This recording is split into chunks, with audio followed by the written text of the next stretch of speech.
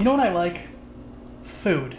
You know, food, the great communicators. Civilizations were built on the cuisines we literally needed to live.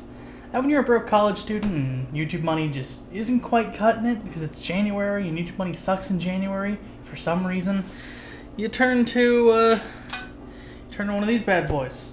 This is Kraft mac and cheese. This is, you know, the peak, the pinnacle. They served it to Gordon Ramsay in that one episode of Kitchen Nightmares. I mean, it's the tops. If Gordon Ramsay ate it, it's gotta be.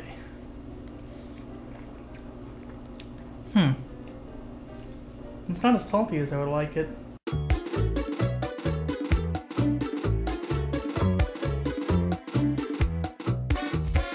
Team-based, online, first-person shooters.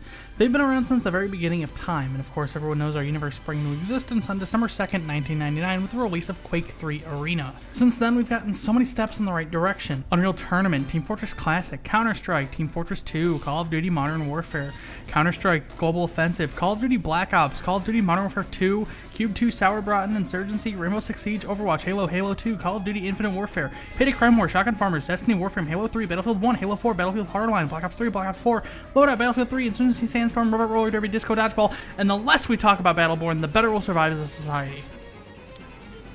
The genre is about 20 years old by now, and boy oh boy, I think we might have enough of them.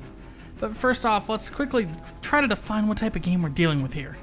When I say team-based online first-person shooter, I'm talking specifically about always online cooperative FPSes, in which a small team of anywhere between like 4 or 5 up to about as big as you can get while still calling yourself a team, so like 12, I think 12 is enough maybe, are working to meet certain requirements while also preventing the other team from completing their objective. These objectives have to be a little bit more specific than just score this many kills. We're talking something like capturing the other team's flag, or asymmetrical objectives like one team pushes a payload towards another, or capture points or rescuing hostages.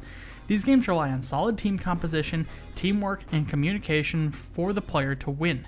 These games rarely, if ever, have any sort of story, maybe a quick explanation about certain maps, but you're not here for plot, you're here for gameplay, and failing that, cute characters and microtransactions. And that's not necessarily a critique of these games, not yet. Different strokes for different folks, but I think we can agree to some extent that there's a bit too many of these things, and sometimes what sets them apart isn't terribly much. Call of Duty isn't tactical enough for you? Well, you can add vehicular combat with Battlefield, permadeath with each round with Counter-Strike, evolve that with a Firestone to get Insurgency, or add destructible environments to the mix and to get Rainbow Six Siege. Looking to spruce up Team Fortress 2? Well, what are you looking for? More characters? Perhaps some MOBA. Maybe Bitcoin mining, arrogance, or General Randy Pitchford grease. So it's clear that these days we got a lot of these online shooters. Why might that be? I mean, they're popular. They draw crowds. Well, that doesn't necessarily answer my question though, does it? But just hold on a second. So you know how when you had like 5 games in your Steam library, it was all, I want to play a shooter, so you loaded up Half-Life 2 because that was like the only shooter you owned? Or when you want to play a survival crafting game, you loaded up Terraria because that was the only one you owned on Steam. And now, I personally have a library of over 180 games, and I need to make a flowchart to figure out exactly what type of zombie game I want to play. Zombie game isn't even a genre, but each game is slightly different from each other, different enough that I might end up feeling something different day to day. Developers know this, so they're continually trying to make small changes to the formula to tap into these increasingly obscure markets to stand out. Sure, many other developers have done a tactical FPS with an emphasis on small teams and short but tense rounds, but none of them have had a highly destructible environment yet. Said some Ubisoft employee at 3 in the morning the day before a big pitch, but he was in Montreal, so he probably said it in French, so he probably said to himself, Vous avez pris le temps traduire ma pourquoi? So we've got a lot of them in the market to satisfy a lot of players who want something slightly different. So what's the big deal then? The answer is, honestly, nothing. I mean, just think about it. An oversaturated market doesn't necessarily lead to a crash, even with video games.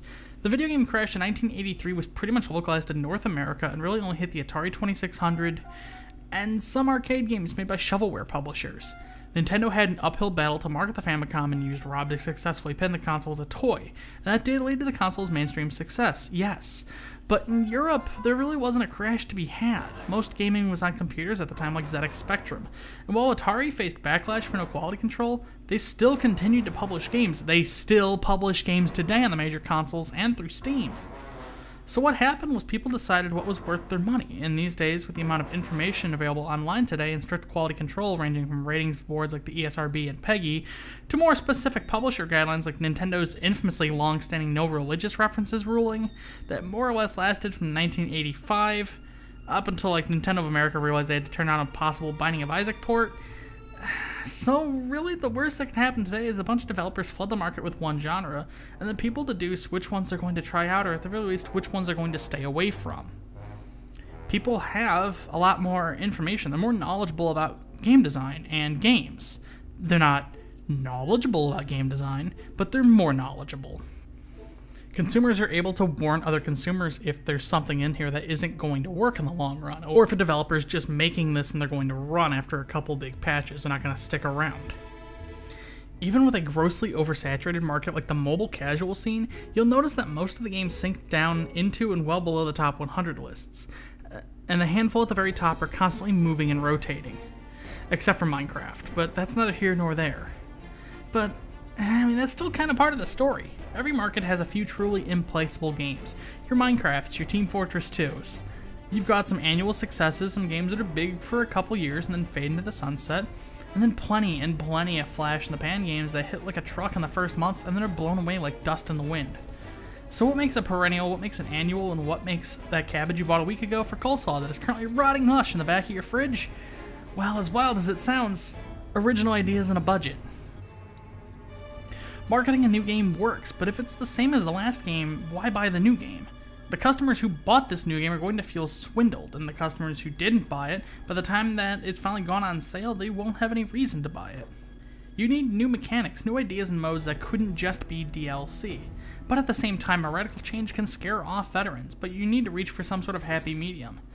And you need to have a hook, and you need to continue with updates. Games that hook people off the bat can continue to get updates and new content, and they'll stick around and play this new content for years to come. So I guess the question isn't necessarily, do we have too many online shooters, or even why are there so many online shooters, but more, how do we find the ones that will stick around and last for years? I don't know, I'm trying to eat my lunch. Use your money. Don't use your money. Figure it out. Genius. If you like this video and you'd like to see more, I'd recommend subscribing. Patreon and social media links are in the description.